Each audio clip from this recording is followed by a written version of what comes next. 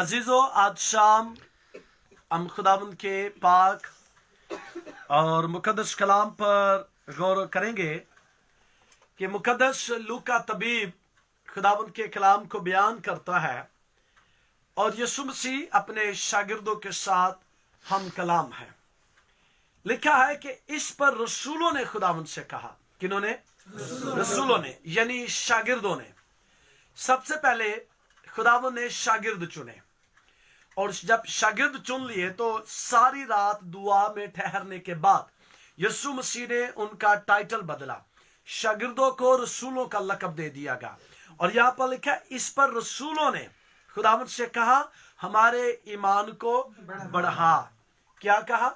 हमारे ईमान को बढ़ा। आज हमारी क्या दुआ है? हमारी दौलत को बढ़ा, हमारे बच्चों को बढ़ा, हमारी जो दुनियावी आसाइशें, दुनियावी ख्वाहिशें हैं, इनको हम कहते हैं खुदावंद इंक्रीज कर, इनको बढ़ा।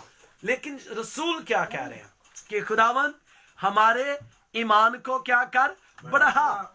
और बढ़ाने के ताल्लुक से आज हम देखेंगे कि रसूल क्या कह रहे हैं। वो ईमान में बढ़ना चाह रहे हैं। किसमें? ईमान में। ईमान की मजबूती में बढ़ना चाह रहे हैं, ईमान की ताकत में बढ़ना चाह रहे हैं, ईमान के अंदर वो बढ़ना चाहते हैं। और वो किससे कह रहे हैं? खुदावंद हमारे ईमान को बढ़ा। यीशु मसीह जब जमीन पर खिदमत का काम सर अंजाम देते थे तो शागिर्द यीशु मसीह के साथ साथ रहते थे। यीशु मसीह जिधर जिधर भी खिदमत के लिए जाते तो शागिर्द यीशु मसीह के साथ ही रहते दिन रात। उन्होंने अपनी दुनियादारी को छोड़ दिया, इवन के अपने घर बार को भी छोड़ दिया और वो यीशु मसीह के पीछे हो लिए। जब यीशु मसीह के पीछे हो लिए तो यीशु मसीह के साथ साथ ही रहते थे। जैसे आज टीम, जब हम शाम को मीटिंग पे जाते हैं, विजिट पे जाते हैं, तो टीम अक्सर हमारे साथ ही होती है। अब एक टीम इधर आ गई, कुछ भाई मेरे साथ पास्टर्स मीटिंग में चले गए। तो यहां पर लिखा है कि रसूलों ने फिर खुदावंद से कहा कि खुदावंद हमारे ईमान को बढ़ा। वो मौत साथ होते हुए देखते थे।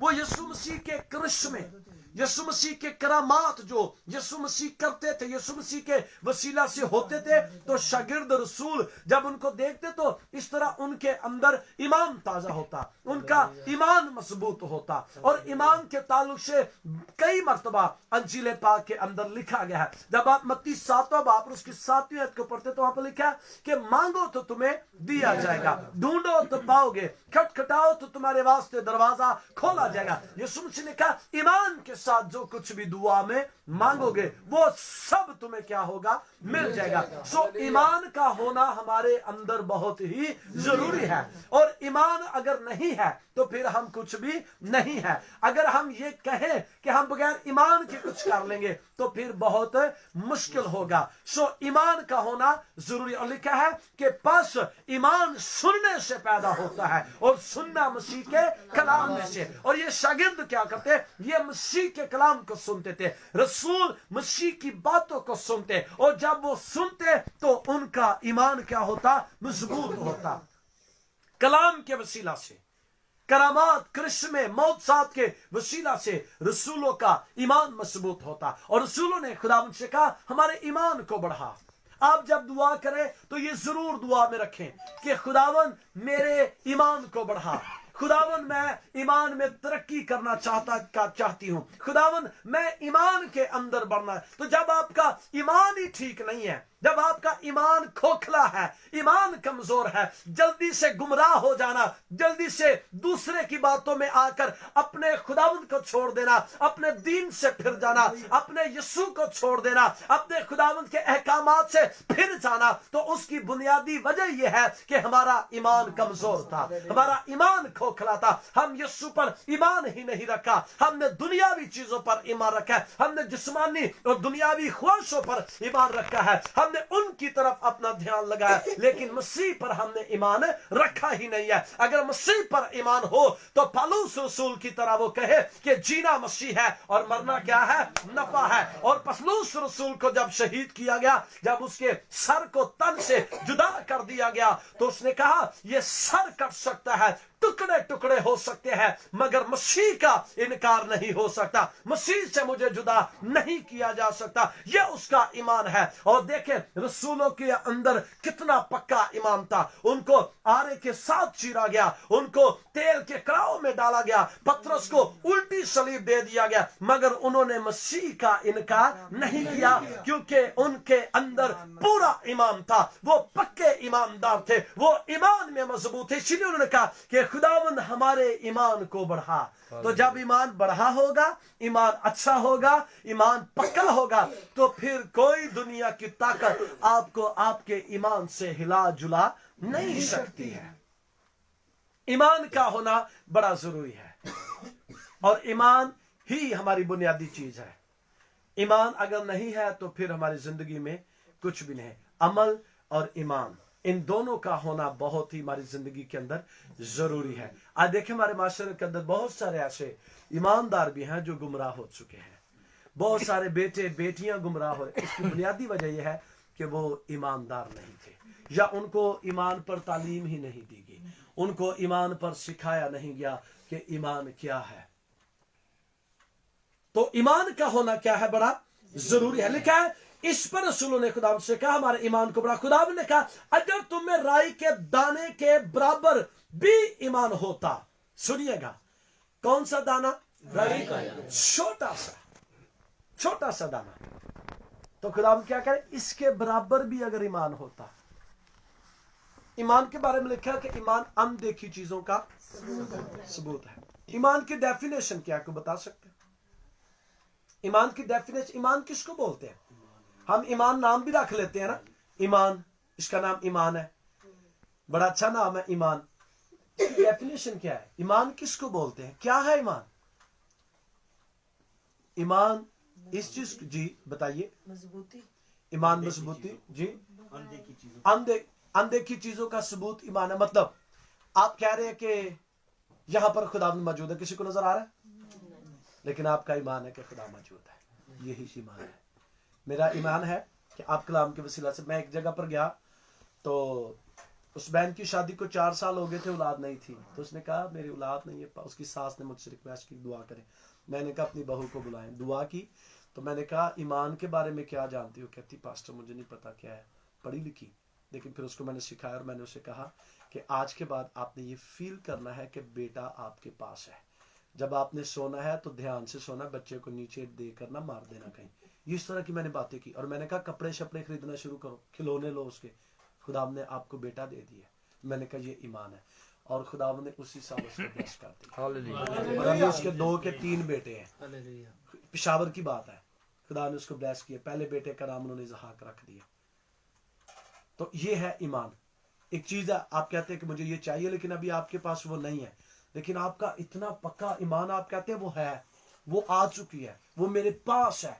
लेकिन लोग कहेंगे कितने है, बकाया भी झूठ मारता रहना। लेकिन आपने ईमान से कहना है वो आ रही है, वो तैयार हो रही है, वो एक दिन जरूर मेरे पास पहुंच जाएगी। ये ईमान है। आप डॉक्टर पॉल यंग की कहानी सुने, उसने अपनी किताब में लिखा है, उसके पास कोई, उसने कुर्सी मांगी, टेबल मांगा, साइकिल मांगी, तो खुदा ने उसको, तो लोग दोस्त उसके कहते थे यार किधर है साइकिल, तू बड़ी तारीफें करता है अपनी साइकिल की कि मेरे पास बहुत आला साइकिल है, गेयरों वाली साइकिल है, ये वो। तो उसने कहा साइकिल आ रही है, आने वाली है, मैंने खुदा से मांग ली है।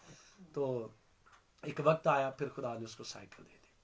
जिस तरह बच्चे के आने का एक प्रोसेस होता है ना माँ के पेट में, इसी तरह हर चीज का एक प्रोसेस है, तरीका है। तो ईमान अनदेखी चीजों का क्या है, सबूत है। सो लिखा है कि अगर राई के दाने के बराबर भी ईमान होता, और तुम इस तूत के दरख्त से कहते कि जड़ से उखड़ कर समुद्र में जा लग, तो तुम्हारी मानता। अब कितनी ये डीप और गहरी स्टडी खुदावंद अपने शागिर्दों को दे रहे हैं कि राई के दाने जितना भी ईमान। आज हमारा ईमान कैसा है? राई का छोटा सा दाना, उसके बराबर खुदावंद ने, अगर तुम्हारा ईमान एडा के होता ना, ते तूत नूं कहंदे ना कि जड़ों उखड़ के ते समुंदर च चला जा, ते इन्हें चला जाना सी। कितनी बड़ी गल है। तो फिर इसका मतलब है कि हम ईमान में बहुत पूछे हैं। ईमान हमारा बड़ा ही छोटा है, कच्चा है, खोखला है। तो किस चीज की जरूरत है हमें? अपने ईमान को मजबूत करें। आप देखें जब पतरस और यूहन्ना हैकल की तरफ जा रहे थे दुआ के लिए, तो रास्ते में किससे मुलाकात होगी उनकी? हैकल के बाहर कौन बैठा था? एक लंगड़ा, जन्म का लंगड़ा बैठा था। तो उस जन्म के लंगड़े ने क्या कहा?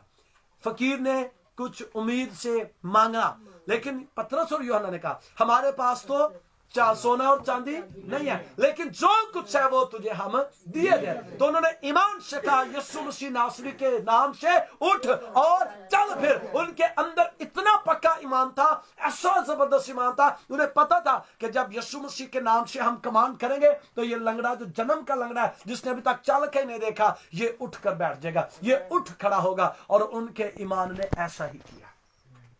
तो खुदा का जलाल ज़ाहिर हुआ।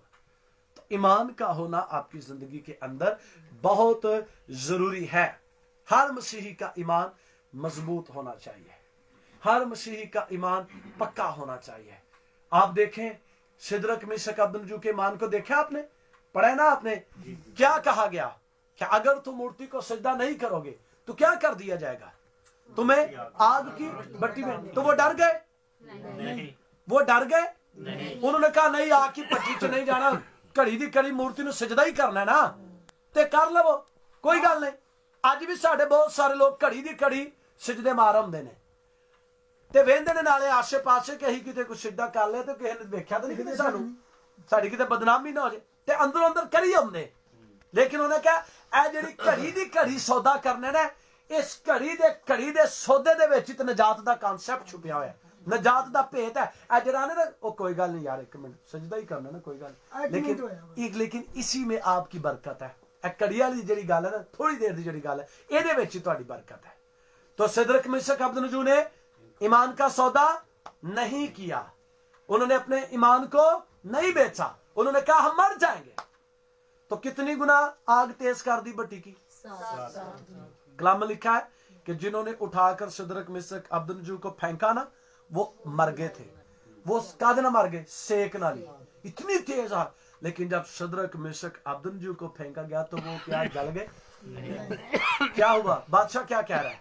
क्या हमने 3 नहीं फेंके? क्या बादशाह आपने दुरुस्त फरमाया? लेकिन वो कहता है पट्टी दे विच ते 4 टुरन फिरन डे ने। मैं ते ये देखना चाहना हाँ कि चीखां दी आवाज आएगी, इन्हां दी हड्डियां सड़न दिया, इन्हां दा चमड़ा सड़न दा, टुटन दी हड्डियां आवाजां आउणगियां, लेकिन ये ते चल फिर रहे ने।